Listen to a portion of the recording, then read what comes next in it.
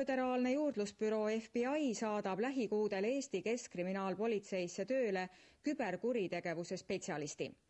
FBI töötajad on ka praegu esindatud 60 riigis üle maailma. Samas ainult küberrünnakute uurimisele spetsialiseerunud töötaja on FBI varem saatnud vaid Rumeeniasse.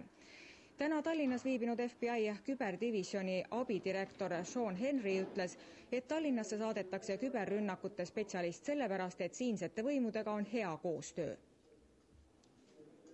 This is really the first time that we're putting cyber experts just to focus on cybercrime outside of the U.S. and deploy them internationally. So we have had somebody in Romania for about a year or so, and we're now looking at Estonia because of the expertise here, because of the IT infrastructure here, because of the commitment by the Estonian government to fight these types of threats, and we believe